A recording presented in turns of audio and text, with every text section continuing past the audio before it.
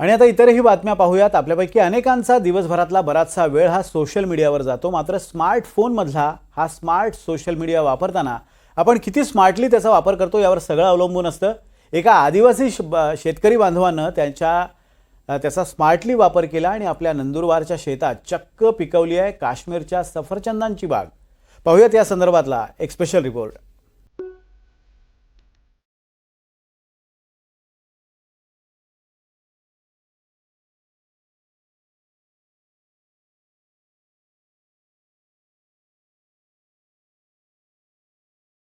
आट्या पावरा नंदुरबारच्या बिजरी गावातला एक आदिवासी शेतकरी, वय वर्ष 50।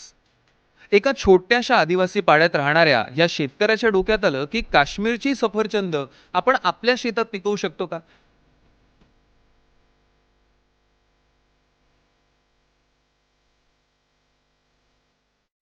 पण काश्मीर तो थंड प्रदेश आणि आपला सातपुड्याचा उष्ण प्रदेश, हे साध्य कसं होणार।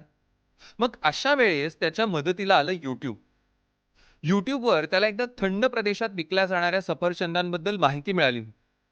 मग त्याने त्याबद्दल अजून शोधायला सुरुवात केली आणि आपल्या शेतात सफरचंदाची बाग फुलवायचीच असा निर्धार केला।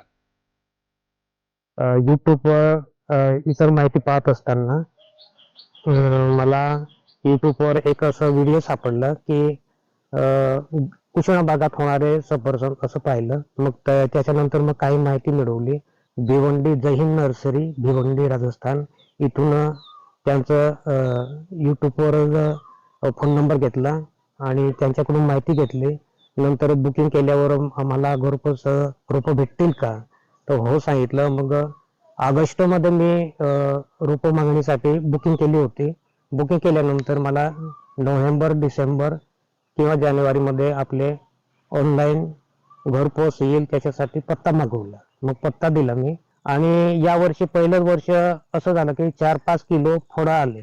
काही मागे पुढे फुलोरा झाला, फुलं आले, ते आता बारीक आहे आणि मे एंडिंग व जून 1 तारखेपर्यंत परिपक्व झाले होते।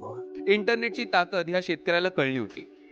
राजस्थानमधील अलवर जिल्ह्यात असणाऱ्या जयहिंद नर्सरीमधनं त्यांनी सफरचंदाची 3 प्रकारची रोपं ऑनलाईन मागवली। त्यात 60 रुपयांपासून ते 340 रुपयांपर्यंतची विविध रोपं त्यांनी प्रयोग म्हणून मागवत त्याची लागवड केली। कुठल्याही प्रकारची कीटकनाशकं किंवा रासायनिक खतांचा वापर न करता पारंपरिक नैसर्गिक पद्धतीने गाईचे शेण आणि गूळ यासोबत बेसन पीठ वापरून खत तयार करून त्यांनी ही बाग फुलवली।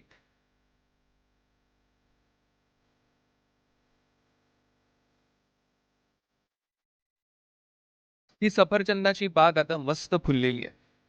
ही फळं बाजारातील सफरचंदांपेक्षा अधिक चवदार आहेत।